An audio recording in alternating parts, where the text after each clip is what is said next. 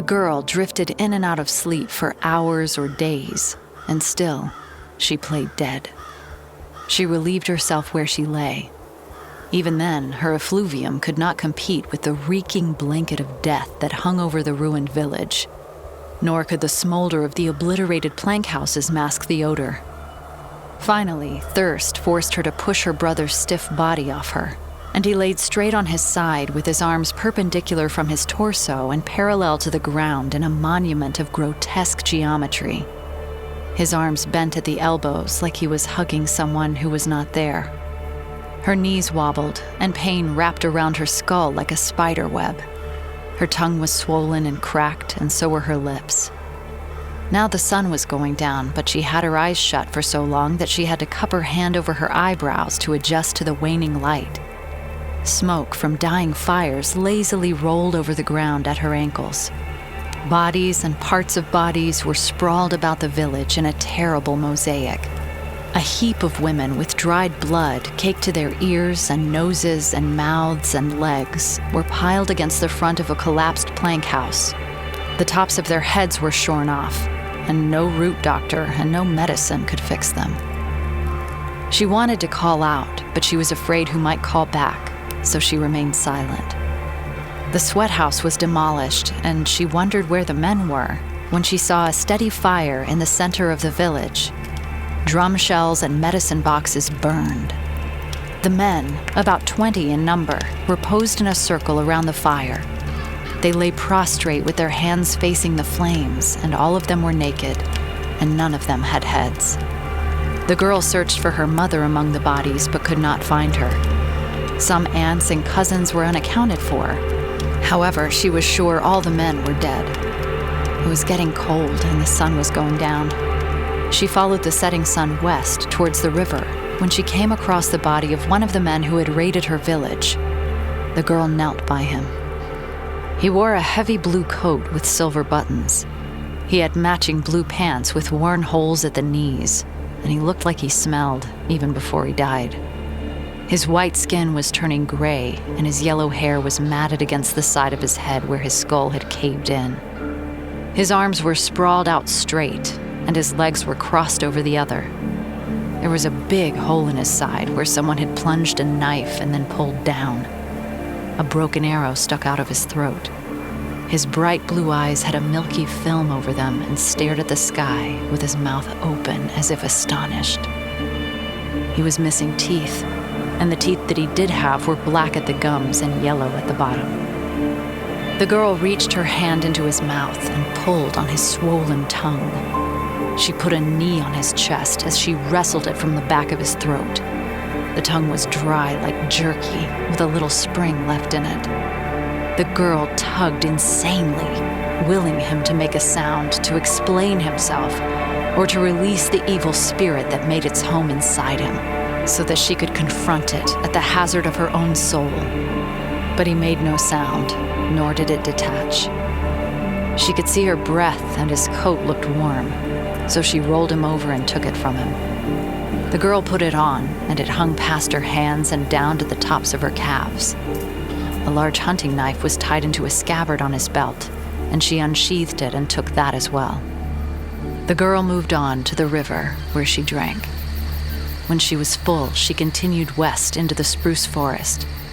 She walked until the sun rose, and then it began to set, and still she walked. The sky was dark, and the forest was lit with moonlight. She finally felt her knees give way when she saw her mother in the distance. Her mother was bright white and nearly see-through, and she motioned for the girl to catch up with her. The girl pushed herself forward until she was behind her mother, and then her mother would disappear again, only to reappear deeper into the forest until she was just a speck of light.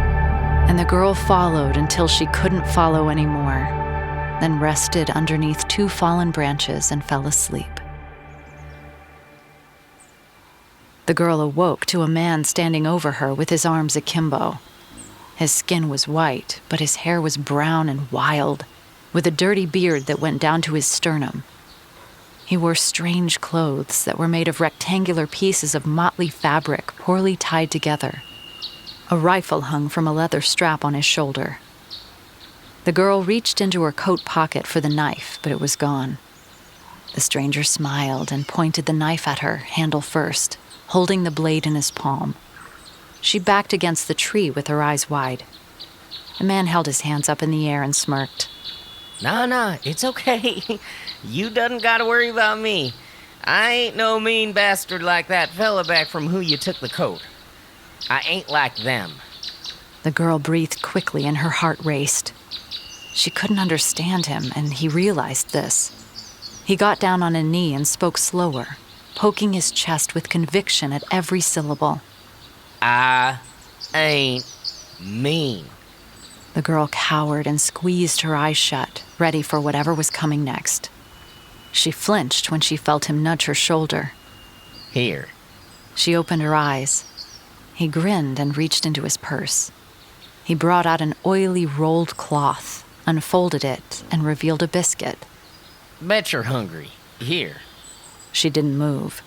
He made a slow motion with his hand and brought it to his face, pantomiming eating.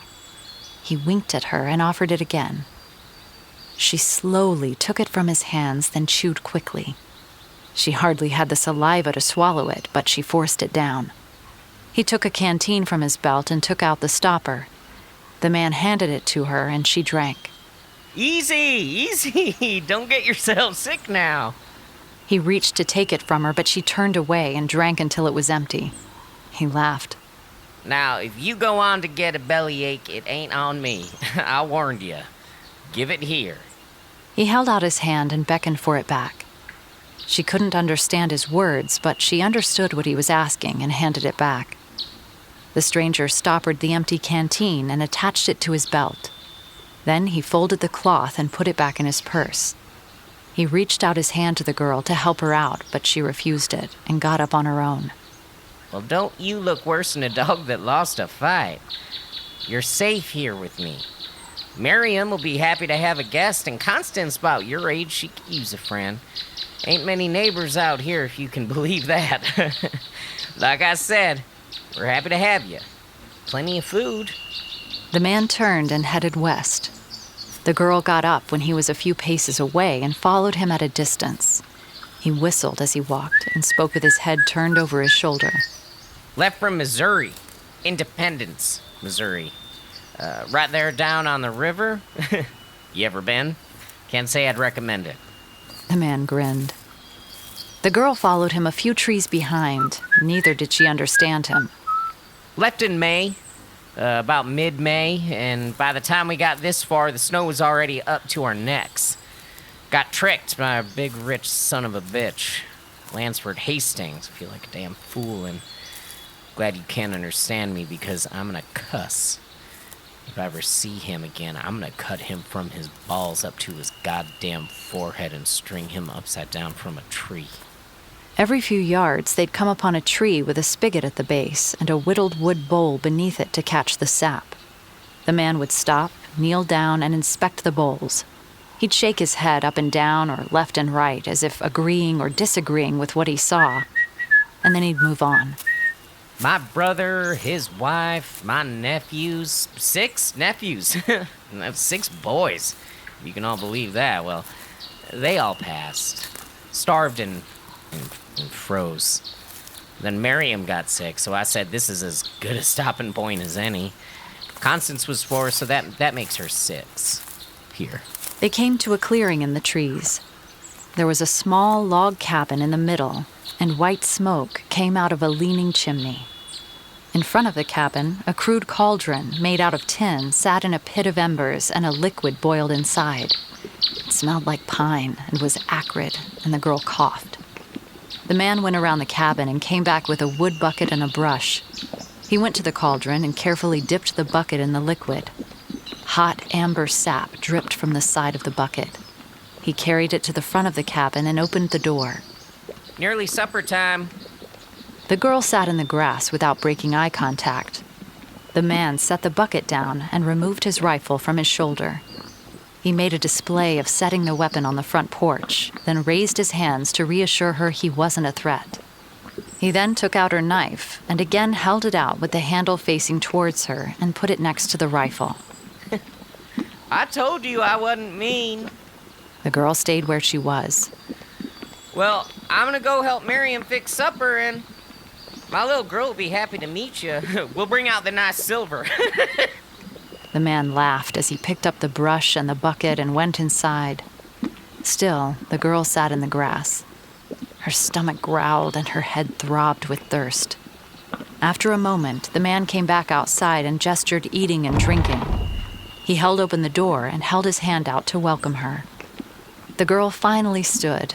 Neither did she step forward. The man shrugged and went back inside. The aroma of cooking fish crept out of the house, and finally the girl went to the cabin. She could hear the man whistling through the door. A strange, prickling feeling crept up from her elbows over the top of her head and down her neck to her back. Hunger overtook her, and she opened the door. The single-room cabin was dark with a low ceiling. An overpowering scent of pine hung in the room, and there was a thick odor like an animal died beneath the floorboards. It was lit by a few homemade candles that rested on top of melted piles of wax in every corner. A deerskin and a bearskin hung across from one another on the walls. There was a bed of dirty blankets in the corner next to a table with 4 cheap-jack chairs. A woman and a girl sat at the table with their back to her. Neither did they turn to address her. She couldn't see them very well through the hazy smoke from the candles. The man was bent over at the fireplace, whistling and cooking salmon. Yeah, just a few more minutes, then it's supper time. He turned and smiled at the girl.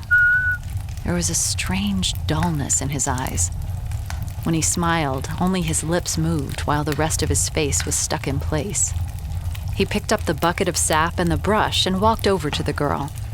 The man grabbed her wrist, and when she resisted, he squeezed tighter. I ain't gonna hurt ya. I need your help with the ladies while I fix us supper. He dragged the girl to the table and held her tight under the armpit. He dropped the bucket on the table. When the girl saw the woman and his daughter, every cell in her body told her to run and not look back, but she was so scared her legs wouldn't abide. The woman and the little girl were stuck in place where they sat. Their arms were glued to the table, and they stared forward without eyes. Their bodies were in varying states of decay, with exposed cheekbones and thick purple tongues sticking out between their lips. They were semi-preserved in a shell of tree sap and appeared to be slowly melting. We'll say hello, Constance. The man dipped the brush into the bucket and walked over to his daughter. I apologize for her. She's very shy. She's gonna chat your ear off once you get to know her. No, here, you brush it like this. He began brushing the sap on her. The few strands of hair that remained on her skull got caught in the brush, and he carefully picked them off. Yep, just gotta keep them ready for when the Lord comes back and he returns them to me. He snapped and turned to the woman. I don't know her name. She don't speak English. But she's nice, and I want her to stay. The man set the brush on the table. Miriam, she's out here alone, just like us. It ain't no problem for her to stay. He turned to his daughter. Constance, how long's it been since you saw a girl your age? The man then snapped back to his wife, sneering but trying to smile. Darling, it's impolite to talk like this in front of a guest, so mind yourself. It's my house, and she is staying. The girl slowly crept back to the door. The man raised his voice. She ain't staying for free. If anything, we got another set of hands to help you around the place. She can sleep next to Constance. Hell, I'll make her a bed. The girl opened the door and it creaked. The man turned to her with his dead eyes. Oh, don't worry, sweetheart. I apologize for my wife. She's forgetting herself, isn't she? The man continued to speak to his mummified wife. Well, I don't care. He began stomping his feet and slamming his hands on the table, arguing with her and pulling at his hair. Sweetheart, the girl Constance, slunk out the door and he didn't notice. Between Mama and your Still, dad. he screamed with such intensity she could feel vibrations in the door handle as she pulled it shut. Her senses came back to her and she ran into the woods and didn't stop. The girl walked until morning and into the afternoon, sucking on pebbles to combat thirst and drinking standing water when she could. She chewed on leaves and spat them out before swallowing them, and chewed tree bark until it was a paste that she did swallow. The trees became fewer. She heard the sounds of drums pounding in the distance and strange singing. The noise grew closer. She walked up a steep incline and the trees were few, and then they were gone altogether. The drumming and singing was now right beneath her. She got to the top of the incline where she stopped. 15 feet below was a clearing, and she looked down. There were several men and women dancing around a blue fire that was elevated from the ground and burned on its own. They pounded drums as they danced, but their movements were jerky and strange. The sounds they made imitated bears and deer and wolves and dogs nearly perfectly, but something in the tone was off and demonic. The men and women were white, nearly translucent. They were naked, neither did they have any hair. Their bodies were smoothed over at the crotch, and none of them had genitals. The figures that looked like women had breasts, but no nipples. These were not people, but something worse and otherworldly and supernatural, attempting to pass as humans. The sounds they made were terrible, and if they were possessed by a spirit, then it was a bad spirit. A spirit that was stuck between life and death and content in this purgatory where it could not die. Two of the monsters began circling one another. They jolted at their joints like their bodies were possessed by something desperate to escape. They lunged at one another and wrestled to the ground where they began to copulate despite their missing equipment. This caused the others to howl and scream in absolute and horrible rapture, like it was a bizarre joke. The scene was so sinister that the girl screamed before she could stop herself. She clasped her hand over her mouth as the beings froze and looked up in her direction. They looked at one another, silently conferring. Each monster but one disintegrated into what looked like glowing sand and fell into the earth. One creature remained and made its way towards her. It moved in spasmodic jerks, and when it fell forward, its arms bent at weird angles, and it rolled forward in an awkward cartwheel. It free-climbed up the gorge in this way until it was in front of the girl. The being was 3 times her size and stark white. There were no wrinkles at its joints, and it smelled like burning hair. It did not breathe. The monster had big glassy eyes and a slit in its mouth that revealed teeth but no lips. It held out its hand, and each finger was the exact same size, even the thumb. It motioned for the girl to take its hand. She did not take it, so the being grabbed her wrist and everything went white.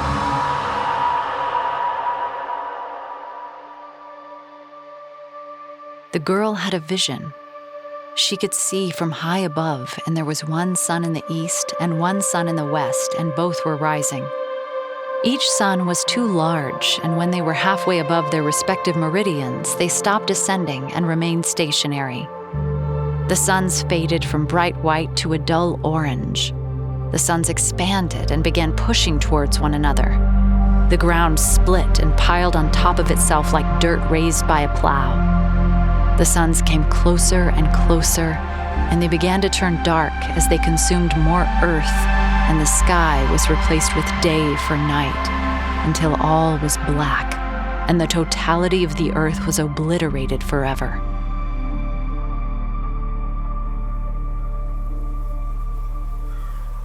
The girl awoke to a man gently slapping her on the cheek.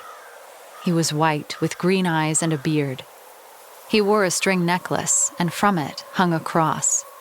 He smiled as he lifted her up by her armpit, and she stood. He spoke to her, but she didn't understand, neither could she focus on the words. To her, it was one long hissing sound like a snake. He put his hands on her shoulders and softly shook her awake from her dream. She felt like running, but her whole body was heavy, and it felt like she hadn't slept in weeks. As her eyes came into focus, she saw more white men and women standing behind him in a semicircle. They smiled, but their smiles weren't reassuring.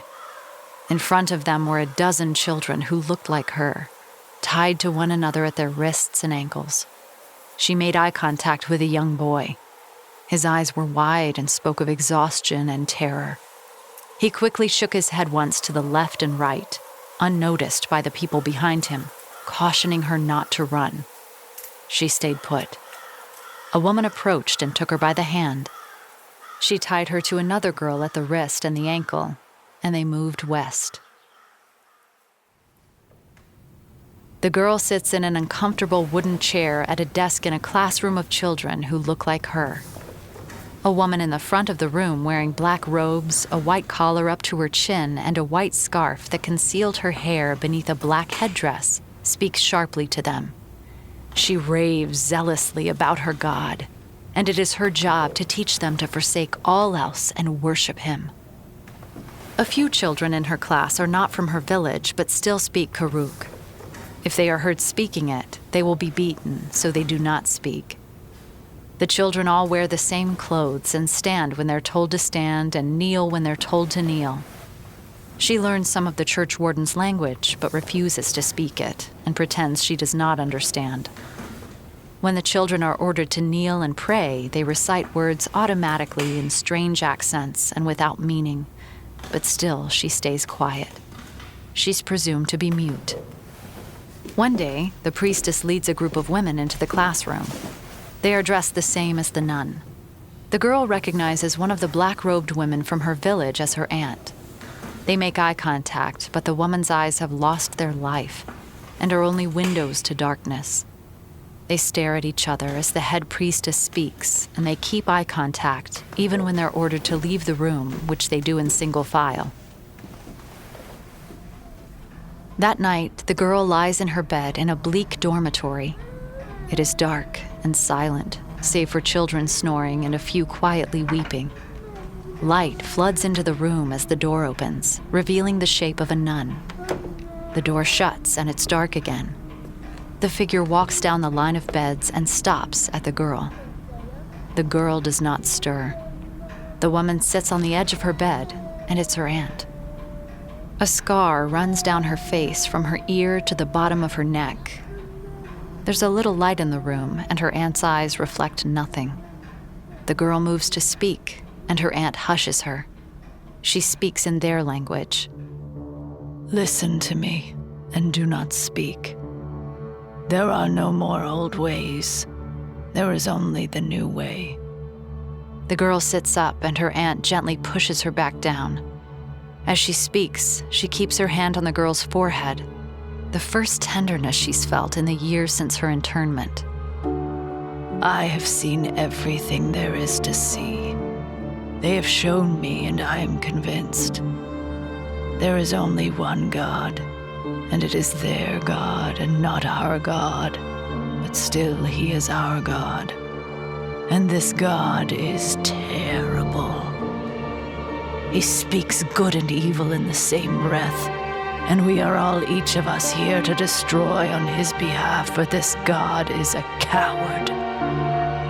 I am just as dead as the dead you and I have seen, and so are you dead, and so are they. The breath in our lungs and the beating of our hearts have no say, and the dead will kill the dead until we have all died. Their God has told them this, and I do not believe them, but I do believe him, for I have seen his works, and they are each horrible. The girl stares at her aunt, and her aunt stares back. Her aunt opens her mouth to say more, but stops. She lifts her hand from the girl's head, looks at her one last time, then turns and leaves. She opens the door, letting in a ray of light, then shuts it, and once again, everything is dark. The girl puts her hand on her heart and feels it beat. She takes a deep breath, holds it, then slowly lets it out. She clasps her hands together and imagines one is her mother's and the other her own. For a moment, this warms her. Then she feels a thick knot in her throat and a heavy weight in her belly, and she feels like crying, but she will not cry. The girl slowly falls asleep, but does not dream. And the next morning when they wake her, they attempt to force her to kneel and pray, And even when they hit her, she still stands and vows she will continue to live, if only to kill their God, which is the right thing.